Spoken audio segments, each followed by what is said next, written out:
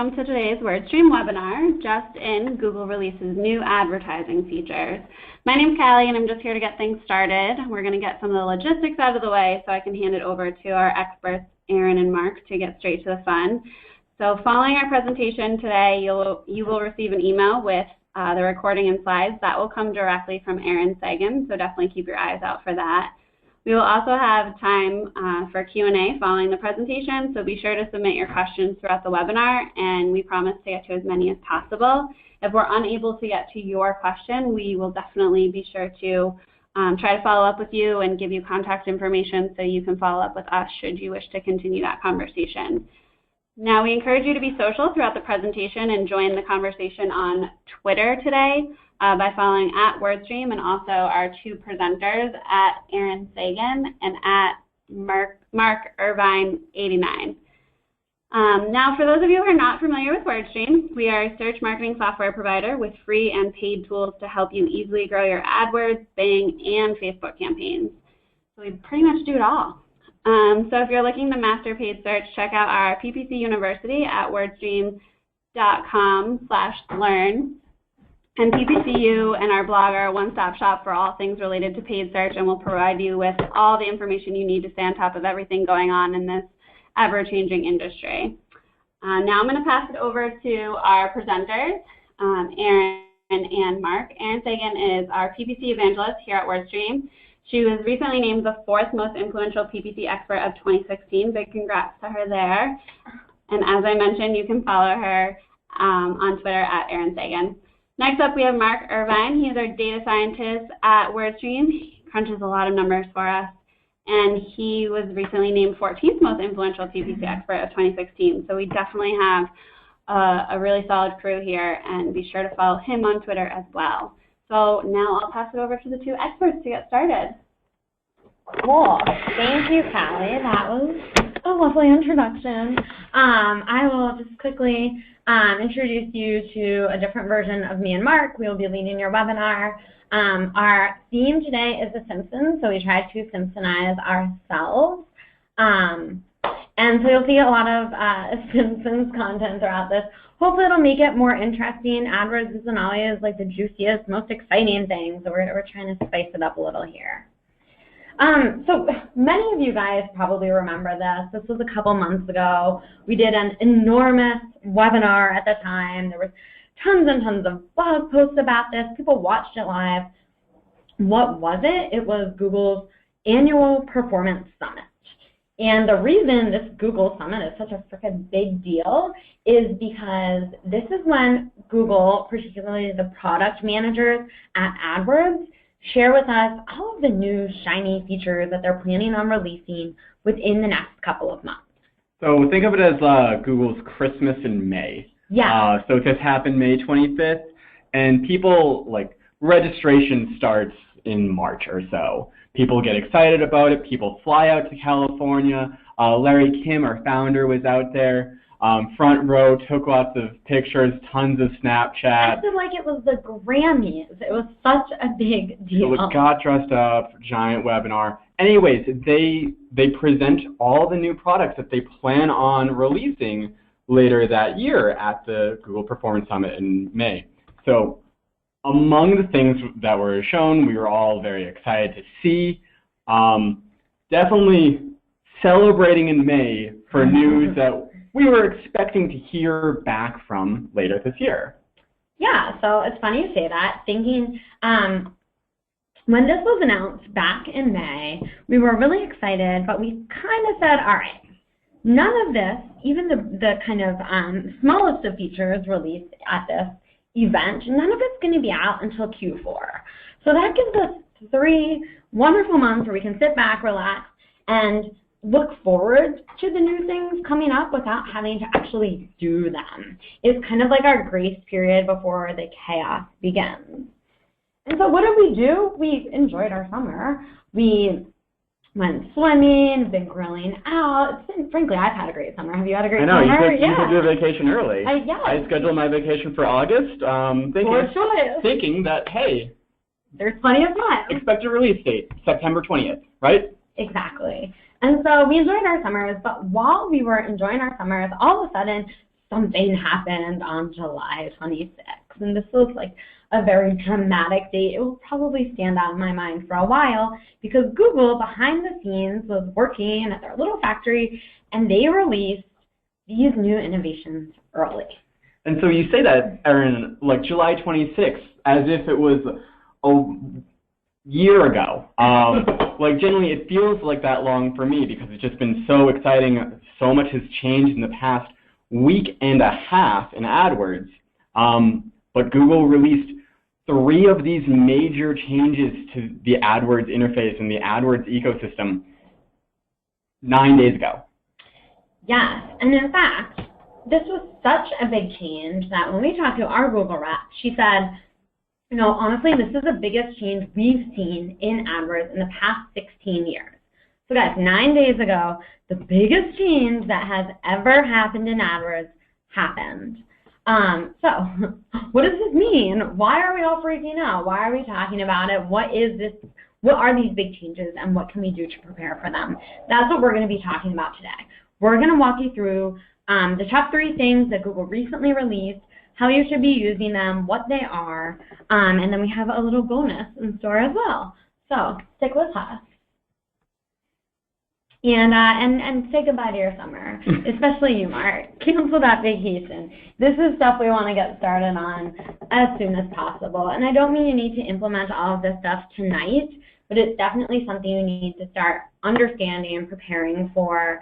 It should be top of mind. Don't enjoy the rest of your summer and deal with it in the fall. It's time to deal with it now. And while you might hate me as I say this, you will appreciate it later, I promise you. So let's walk through what's new. First things first, expanded text ads, or as many people are referring to them, ETAs. So this is ads as we've known them. We've known them this way for years. I know I personally have worked so hard to create these teeny tiny text ads that it's like second nature to create these really short, succinct text ads. 25, 35, 35. Yeah, it's like branded into your head. It's almost like a tweet. Like, you know, when you sit down at Twitter, you just know you have to be succinct. Same thing with your ad copy. Yeah. So we've been running these ads for ages. We've sacrificed a lot. You know, we know our ads are not, we're not as verbose as we'd like to be. We're not the wordsmiths that we want to be because we are literally striving to use every character and attempting to lose no characters. Right. What are you going to say with a total of 90 characters? Exactly. So Google kind of hulked up. They essentially have now released ads on steroids, if you will, and these new expanded text ads look a little different than the original ads. So let's walk through some of the differences. First things first, headline number 1 gained 5 characters. So now it's 30 characters. 30 characters. That in itself gives you a chance. You're no longer having to make those substitutions that you used to. Right. Headline number 2, well, it didn't exist before, and Google gave us a whole new 30-character headline. So just within the headline copy, you gain 35 characters. Think of all you can do with 35 characters. Mm-hmm. They gave us 2 15-character URL paths. So previously we had 35 characters for our display URL.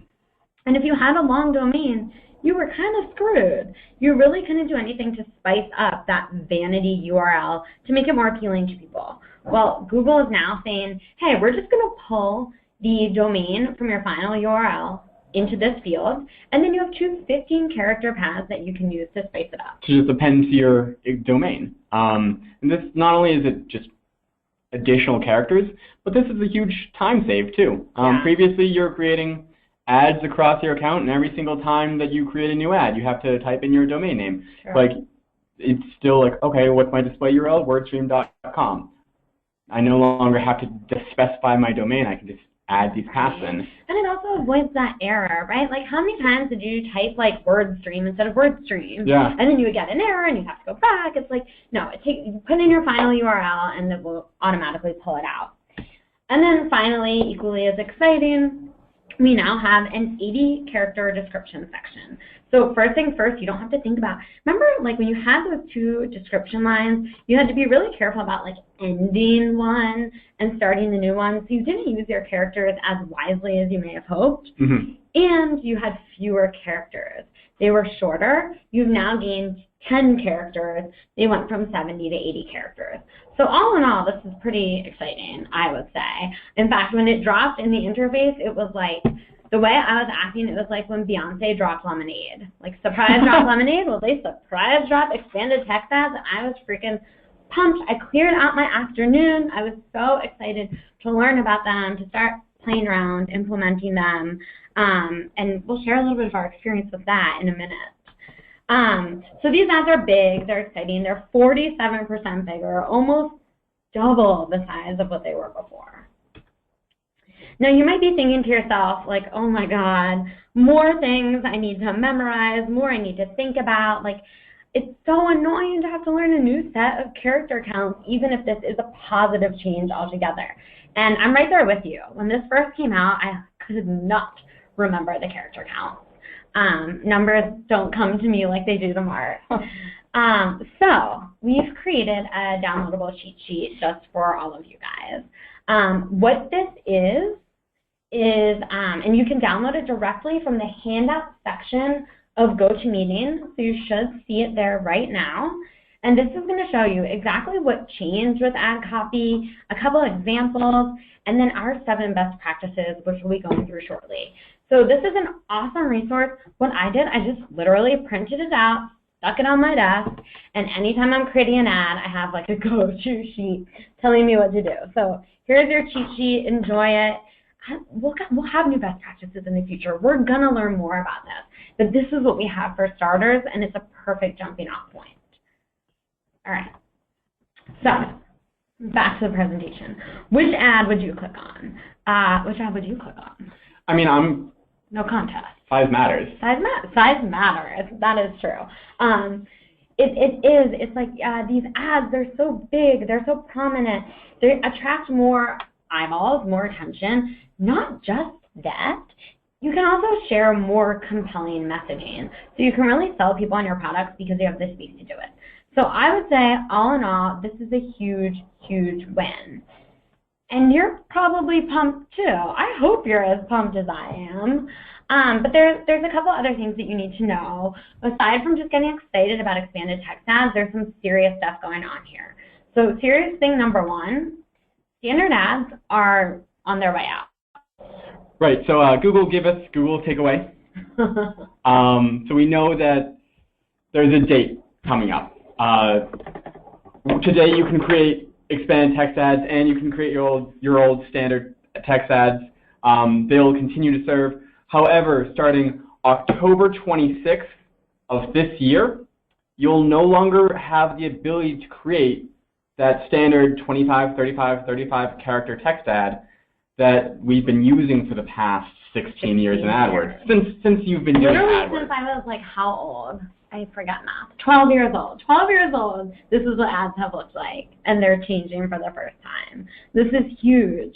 So say goodbye. So like President Clinton brought in this ad format, and a different president is going to see them die. So yes. So just be prepared. Recognize that this ability is going away. For the time being, we will still see both ads appearing. So you might be on the SERP right now doing some searches and seeing both the big ads and the small ads. You're going to see that for a while. You'll see that past October, but you won't be able to create or edit them past October. What does that mean? I think we would all agree the writing is on the wall. Expanded text ads will be the norm in 2017. So we will see a point where Google will expire the old standard ads. They will stop showing them. We don't have an exact date on that, but I assure you the moment we do, we'll share it with you guys. But they are going away. So that means, hey, get on this. Write your expanded text ads now because you want the leg up against the competition. Even if the standard ads are still showing, we know the expanded text ads are likely to do better because bigger is better. So write your ETAs sooner than later and be prepared. So how should we address these changes? So first things first, I would recommend taking a slow, measured approach. The temptation is to hop in, like grab a ton of Red Bull and just like do this. And it's fine if you want to build all your ETAs now. Like don't let me stop you. But don't feel that you need to swap everything over and turn off your standard ads immediately. You want to, as with all changes with AdWords, they should be slow, progressive, and gradual. You also want to take time to think a little bit about your messaging. And we're going to talk about this a little later. Mark's going to share 7 best practices with you, and he'll touch on the messaging thing. But really take the time. You should be building new ads with your ETAs. You definitely don't want to just port over the old ads, add a couple cool new words, and call it a day. You really want to use this as an opportunity to clean up, improve your messaging, really give it some thought about how you can sell yourself the best and what's going to be most appealing to searchers. And lastly, just don't wait until the last minute. I can't stress this enough.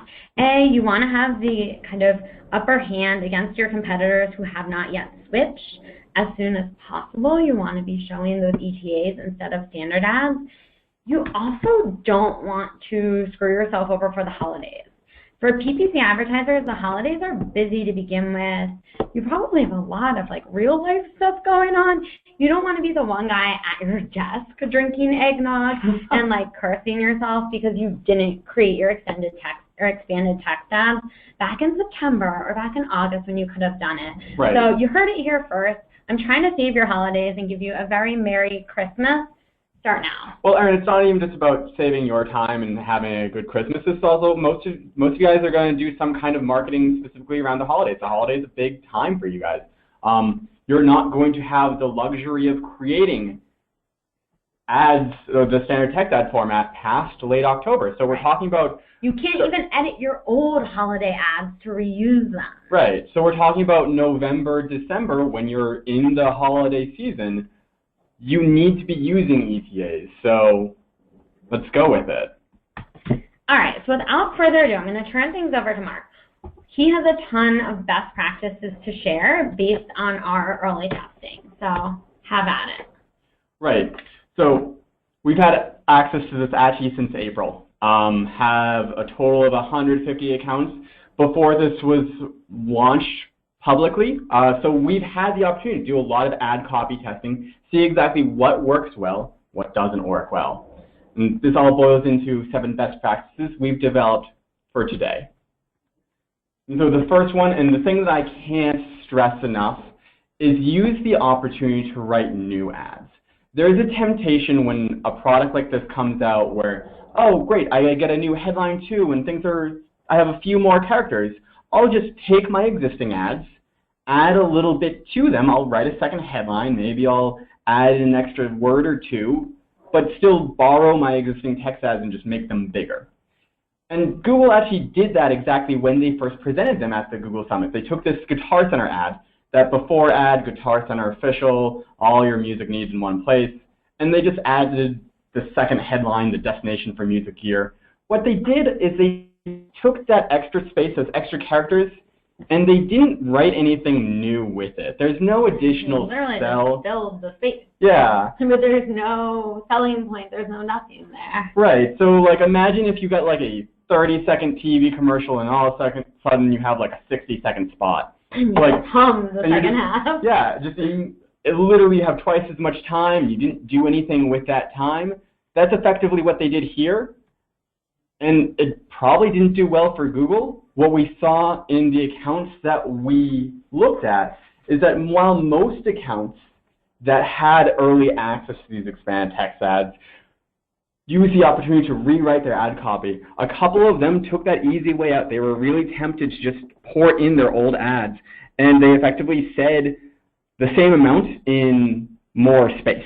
So they didn't have that advantage of really writing compelling ad copy. And you can actually see these clients actually saw decreases in click-through rate relative to their old standard text ads just because they took their old ads and they added in a second headline, or they took in their old ads and they added in, you know, one more little statement about what they are, or something that was maybe on brand but not a selling point. Right. So, the reality is these should do better, and they can do better, but you can't phone it in and expect them to do better. You have to take advantage of this, and as marketers, creative marketers, this is like a godsend for you if you use it the right way. Right. And so definitely take advantage of the new space to say something new. We have a client here. They sell, admittedly, it's HR software. If you ask me to tell you everything I know about HR software, it's not going to be the most sexy advertising that I could have possibly written in 90 characters. So basically, they were stuck with writing a bunch of best onboarding software kind of things, like literally just keyword stuffing to just be relevant, but not really compelling. They took the opportunity they took the new space and wrote a brand new ad that has some value propositions, has some call to actions in it, has some real meaningful differentiations between what's going on with their platform versus other platforms. And because they rewrote their ad, they used this additional space to say more things, to say more relevant things. They saw a 4x improvement in their click-through rates just from this, just from writing new ads, just from using that new space to actually sell yourself, to actually be marketers a little bit. This is something that people get excited about, and that paid search advertising used to kill when you had to like break it down into 90 characters. Now you have so many more characters. Use this, be inspired, write something new, and it's probably going to do considerably better. Second thing, we now have 2 headlines. That's what people are going to read. They're going to read the first headline first, the second headline second. That's literally a different font, a different size from the rest of your text. That's where people click. It's where your eyes go. Straight up, this is your chance to add in your value props. This is your most important messaging. It's going to live in your headlines. There used to be a lot of talk about be relevant with your title, with your headline, and then give the call to action or description line. That's out the door now. Really open with your let your headlines be your headliner. Your description text is going to take a second seat to your headlines. So really spend most of your time ad testing, seeing exactly what messages work best in the headline, and don't spend half as much time worrying about your description text. Yeah, I think like the big challenge that we have as paid search advertisers is showing up on the SERP is just the beginning of this game that we're playing. Because when you have a searcher looking at a SERP that's filled with ads, even at the top there's 4 ads, they're now bigger, so we're like assaulted with more words. And there's tons of organic listings down below. There's so much information, and we have such short attention spans that it's easy to just scan, and you're barely reading anything. So if you can hook them with the headline, then they're going to read the rest of your ad. But if you don't hook somebody with your headline, then they're not going to bother reading your body text. They're not going to bother reading anything. They're scanning because they have so many options. So the more you can do to create a catchy, interesting headline, if your headline is truly your headliner, you're going to get more attention with your ad. So the third best practice is really, while you're doing a lot of headline testing, I want you to make sure that headline 1 is front of mind and really treat it as item number 1 rather than headline number 2. What you'll see, and this is going to be the frustrating thing as we create ads, is that sometimes you'll see headline 1 and headline 2 be shown on the same line, just like it is here.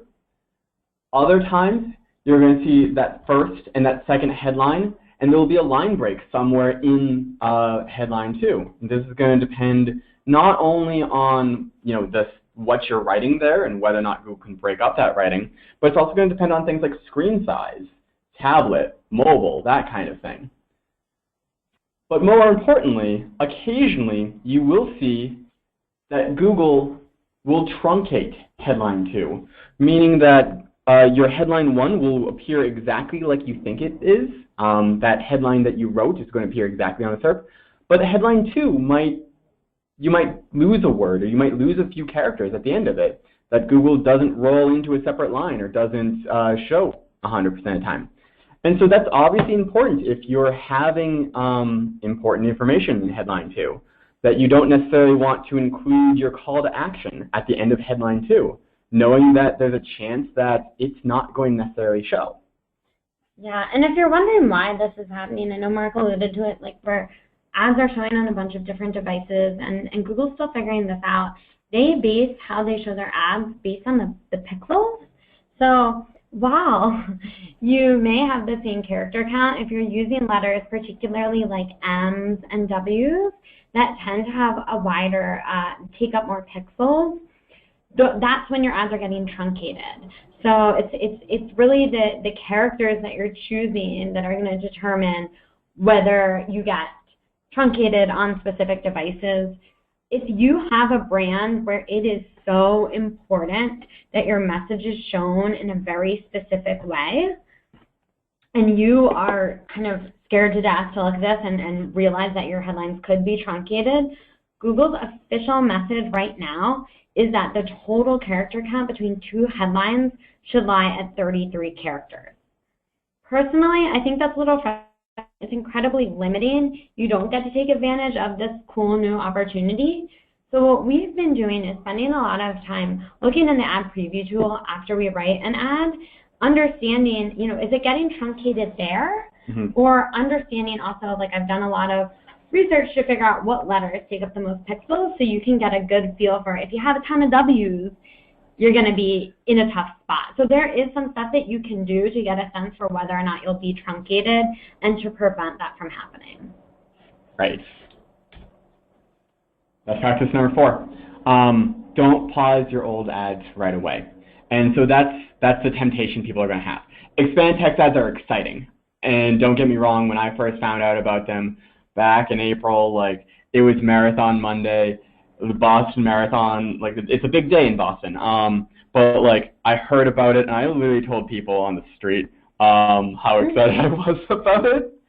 But what we're learning, or what we learned, is that just because something's new doesn't mean that it necessarily is going to perform better on your first shot. How many times do you write a standard ad, like when you do standard ad copy testing, does your new ad not outperform your old ad?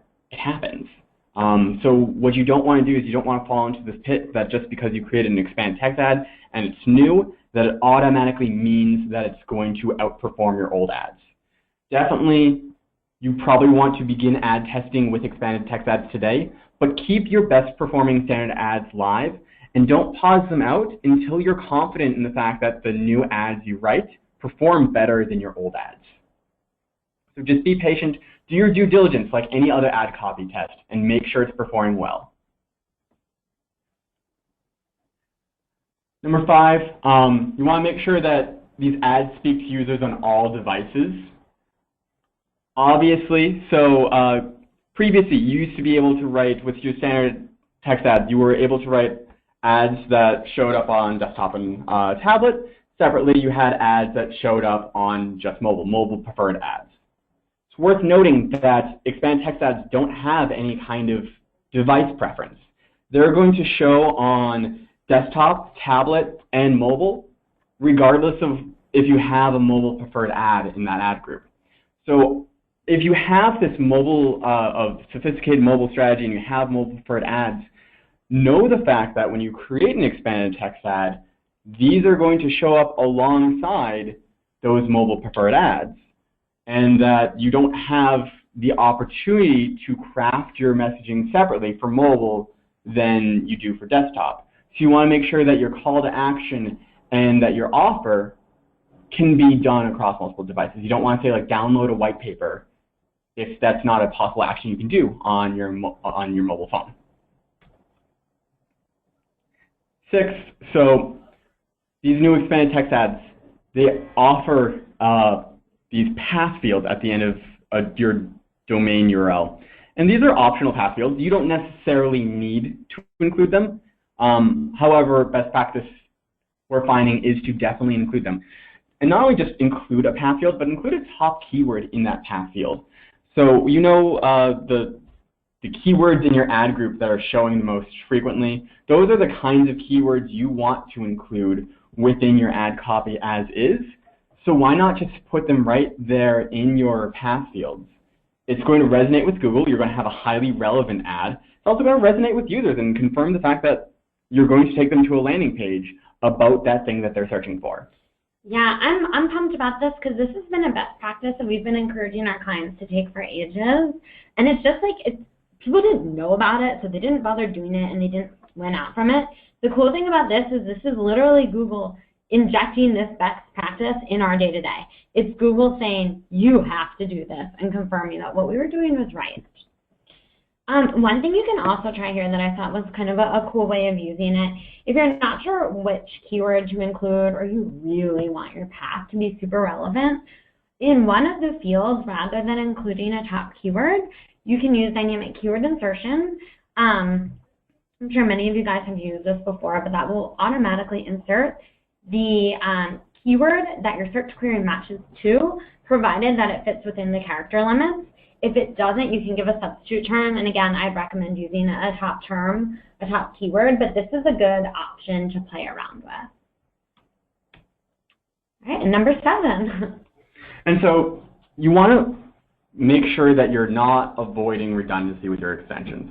In all honesty, as you create these expanded text ads, you probably want to be looking at recreating your ad extensions. Mm-hmm.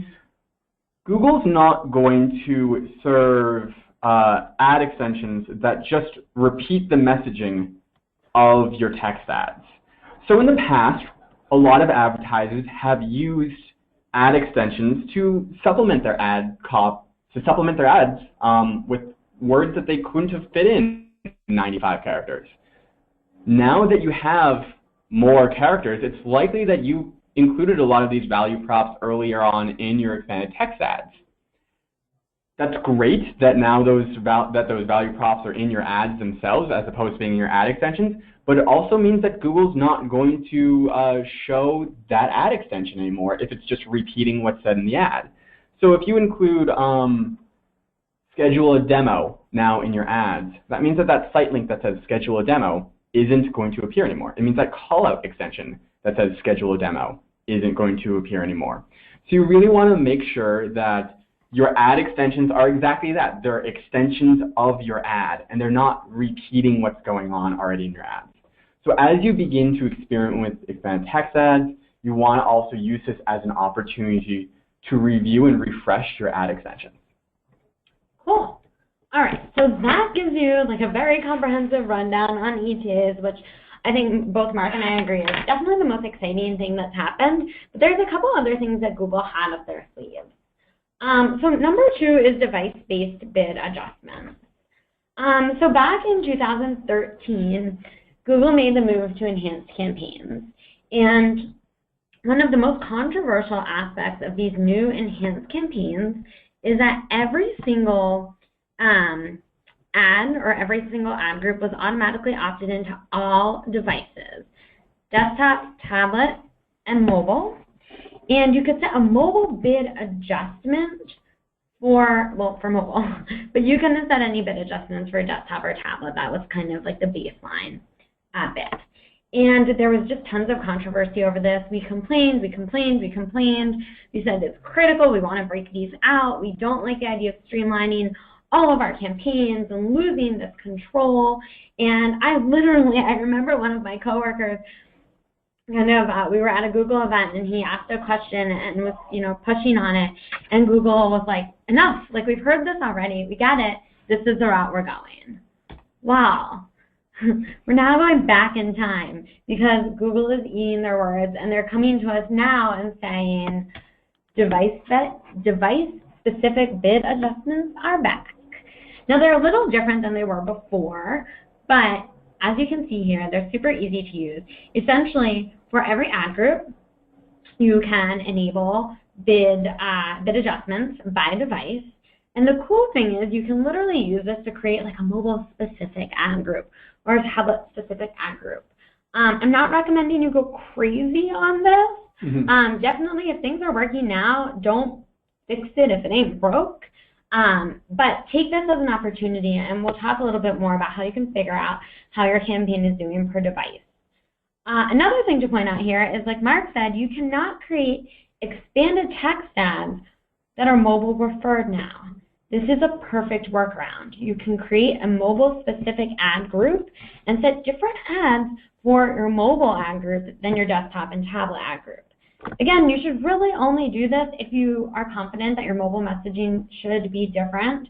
There's a lot of cases where that's true, but don't do it just for the sake of doing it. We don't want to create too much extra work right now. We can definitely feel this one out over time. Yeah, you definitely don't want to just have 3 times as many ad groups to manage just because you can. Yeah. So you want to talk them through the graph? Right. So obviously we're getting back the functionality we had in 2013. 2013 Mark is super excited. But it's worth noting that mobile in 2013, the landscape in 2013 is a world different than now. I have an iPhone now. I no longer have a flip phone.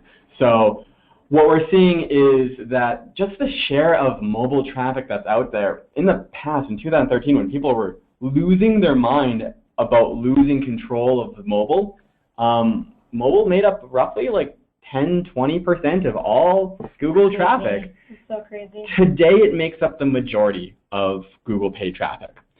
So with that in mind, obviously how you set your mobile bid adjustments changes, as well as how you control your desktop and tablet bid adjustments, because there's just such a large volume of desktop and tablet. There's such a large volume of mobile traffic relative to what's going on in tablet. And go ahead. I was just going to say, this is a trend that I think we can expect will at least stay the same, if not continue, that we're going to see more and more mobile traffic. And so what Google is saying about all of these updates is it's a mobile-first world, and they're embracing that. So in the past, our base bids were set on desktop. They're taking that away because desktop won't be your go-to. Mobile will really be first. And also, so your old bids, your old desktop, your old tablet bids from when back in the day when you had direct control over them, that's also changed since 2013. So clicks on all devices have gotten more expensive. They've in fact gotten considerably more expensive in the desktop and tablet world than they have on the mobile world. But everything's changed. So as you create these bid adjustments, don't revert back to what you were doing in 2013, because the world is no longer 2013. That's just Thank God for that. Thank God for that. There's stories there, but no, but I really do agree with Mark. Like, don't look at this as like jump back in time and go back to what you're doing then. Look at this as your opportunity to regain control, to make the right decisions for your current account and for the traffic that you're seeing coming in now. All right.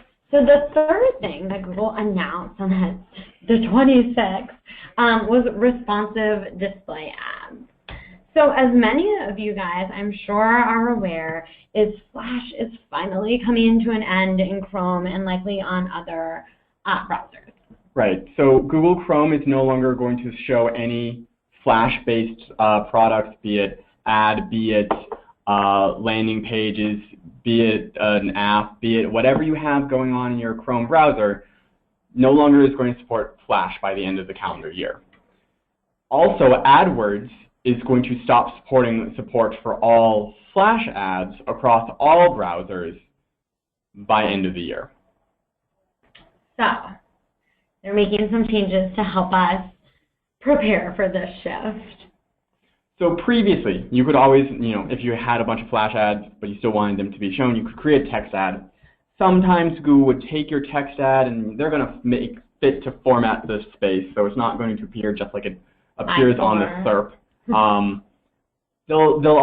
They would sometimes add an image to it based off of like your home page or your Google Plus account or what showed up for your domain, and it didn't necessarily produce the best looking ads.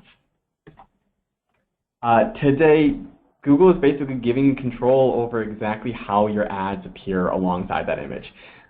So it's this GDN responsive ad. It gives you a lot of control over not only just the words in your ad, but also the image and the logo and any kind of branding colors that are pertinent, but you want to control how your brand is appeared across the web. Google's handing you those controls so you can make those decisions rather than Google just auto finding an image and making it into whatever shape they want for that ad. So you can go in, you can create a responsive ad. This is currently available to most advertisers now. It was a little bit of a slow rollout, but I believe I've seen it in about 90% of people's accounts who have display. Just by creating that responsive ad under that plus ad text. And it's giving you a lot of options, very similar to expanded text ads.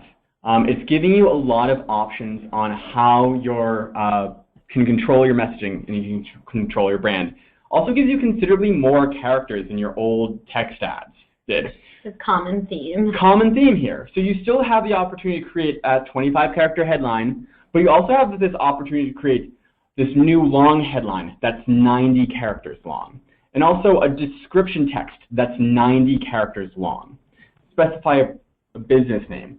So if you do the math on this, you actually see the fact that these responsive ads give you more opportunity, more characters than not only your standard display ads, your standard text ads, but also more characters than even your expanded text ads. Comes to about 205 characters, sorry, 230 characters. You're the data. Yeah. I'll leave that to you. Doctorate in math, everyone. In addition, you can go in and you can select a logo from your website as well as an image for you to include there as well. So you control the image that appears alongside your ad when it shows with an image. You also control the logo. Google's not making this decision for you. And as you create this ad, you're going to be able to see exactly how that ad is going to show up on the SERP, when it's a display ad, when it's a native ad. You have so much more reach and so much more control over your branding. It's really powerful stuff.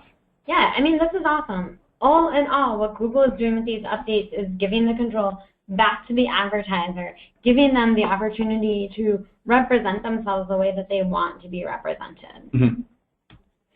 And that brings us to one final kind of bonus round. This was released around the same time, a little bit before these, but we thought this was a really cool thing worth sharing with you guys, and that's AdWords price extensions. So what are price extensions? So price extensions, they're going to look fairly familiar to most advertisers. They look a lot like the child of site links and of structured snippet extensions. Basically, it provides that link for people to click on, some kind of structured information, some kind of descriptive text, as well as a price about your product or service. So if you have multiple products and services, different prices, you have the opportunity to sell that from the comfort of your ad itself. And for me, the other thing this feels a lot like is shopping ads. Right? One of the really cool things about shopping ads, one of the reasons we see such great performance from shopping ads is you're giving people the price up front. So you're pre-qualifying them. If the price doesn't work for them, if I look at this ad and I'm like, holy crap, there is no way I can afford a studio for $4,000 a month, I'm not going to waste my time or your time clicking on this ad, right? It pre-qualifies me. I know I'm not a fit, so I won't click on it. I won't charge you, and I won't give you kind of play with your heart, come to your site and not convert. So this is a really good way to ensure that you're getting more qualified traffic. Right. And so what we've seen is we've again had several clients with early access to these, and amazing results here. We're seeing the fact that both on tablet and mobile, that these price extensions boost a click-through rate that's not just higher than the click-through rate of the ad, but also higher than the click-through rate of site links, which previously had a high click-through rate. You generally have the option to double or triple your click-through rate by showing these extensions. It takes up so much. It generally takes up so much space on the SERP. People are responsive to it. Can't find the ads. Yeah, people are responsive to it. So after seeing that graph, you're probably all thinking like, holy crap, I need price extensions and I need them now. So we're going to show you exactly what you need to do to add them and a little bit of the red tape around them. So first things first, they're actually pretty easy to set up. Of course, they're available in the Ad Extensions tab in AdWords. click on price extensions, and you'll see a pop-up just like this, where you have to make some decisions. We'll choose the type of price extension you're adding, the currency. Think about the currency. These are all currently only in English for English-speaking countries. We'll see if they roll out further. And finally, a price qualifier. Plug in that information, and then here are the specs that you're going to work with. And I think this is pretty clear too, right? You're going to pick your products and services, differentiate the offer, add in your price, and then of course the landing page you want to send people to reflective of that when they click on the extension. Right. And so the details here are that price extensions, they're only going to show up on mobile and tablet devices, and they're only going to show up when you're in that top position on mobile and tablet devices. So obviously that has a lot of implications for how you choose to target these devices and how you choose to set your bids on mobile and tablet devices, now that you have that ability to do so.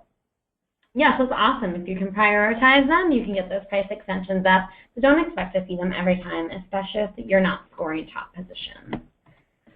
All right, that was a lot of information. Now I'm going to turn things over to Callie before we do question and answer, because she has a few special offers for all of you. Great, thanks so much, Erin and Mark. That was awesome. So today we have one special offer, and we're interested in knowing if you would like a demo of the WordStream Advisor to learn how you can manage your PPC in 20 minutes a week. So go ahead and answer that. Yeah, this is exciting. So this will give you the opportunity to dive in and check out our software. You'll be able to do a full software demo to understand exactly how WordStream Advisor works, how you can, like Callie said, literally manage your paid search optimization through a 20-minute exercise a week. And this will give you the opportunity to ask some account-specific questions to some of our account managers. So definitely an awesome opportunity for a demo. Awesome. Let's get to some questions. A lot of people are writing in asking if we are going to be distributing the recording and the slides, and the answer is yes. Look out for an email from Erin later on this afternoon for all of that information. All right, guys. So first up, do you know if they will offer ETAs for display text ads? Yep, so this is a universal change, both on the search and the display side. If you have text ads on the display network, you can now also create expanded text ads on the display network.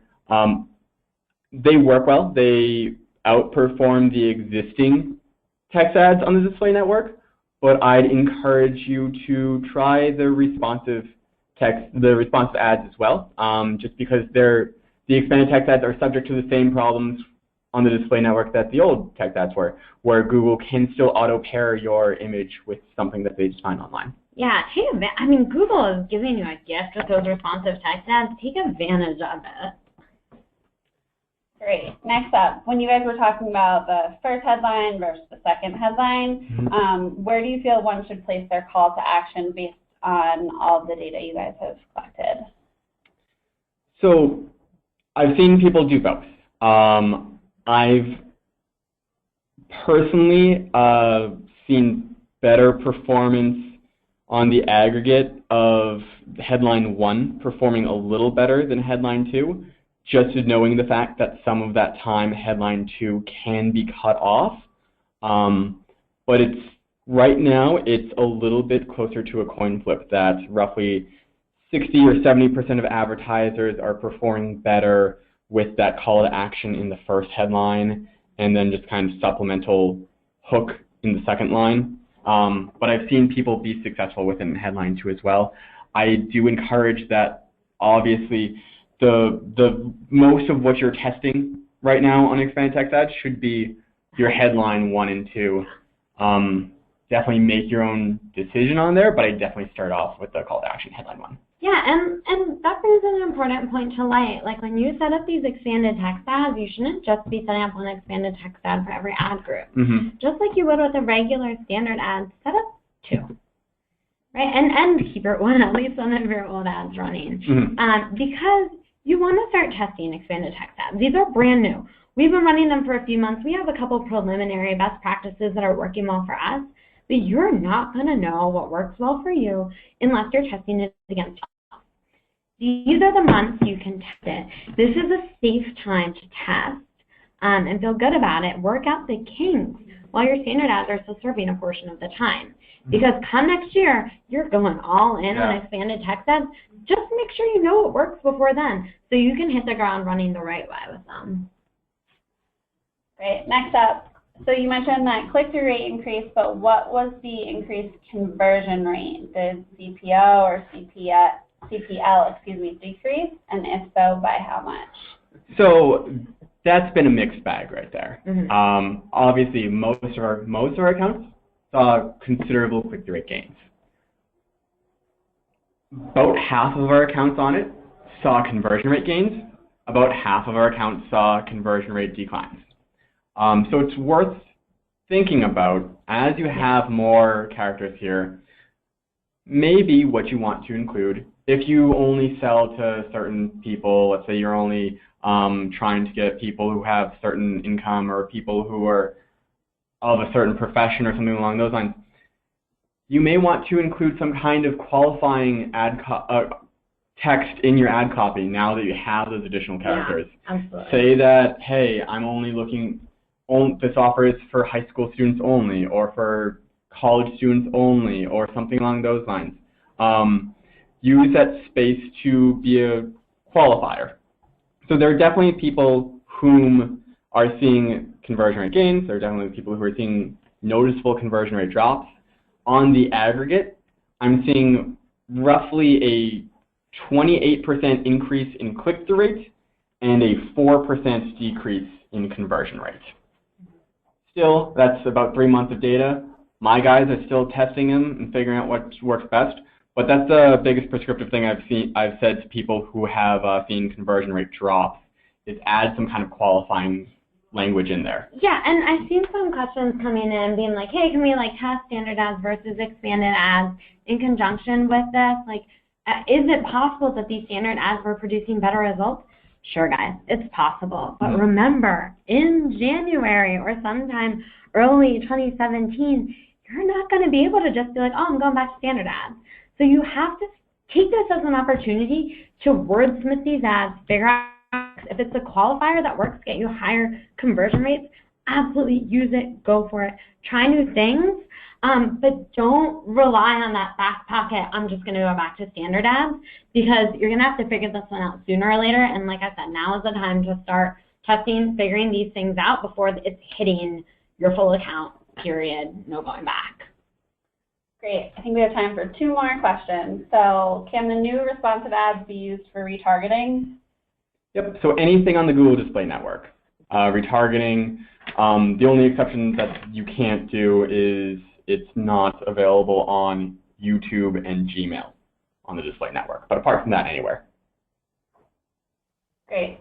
Do you need first position for price extensions, and how do we know which to show? So you do need a first position on tablet and mobile to show for price extensions. And even if your ads aren't in position 1 all the time, when they do show up in position 1, then you're eligible to show a price extension. The order in which they'll show is going to be the order in which you input them into that table when you create that ad extension. So you'll see that you go into that table, you have the opportunity to create up to 10 structured bits of information, and you'll show 1, 2, 3, like that. Great. All right, well, that's all the time we have for today, so that concludes our webinar. Aaron, Mark, and I would like to thank you all for your time, and definitely encourage you to email us and connect with us on Twitter to discuss anything further. I know we didn't get to all the questions, and we apologize for that, but definitely don't hesitate to connect with Aaron and Mark. They are both experts in this stuff, and happy to help out. And just to note again, we will be sending out the recording and the slides shortly via an email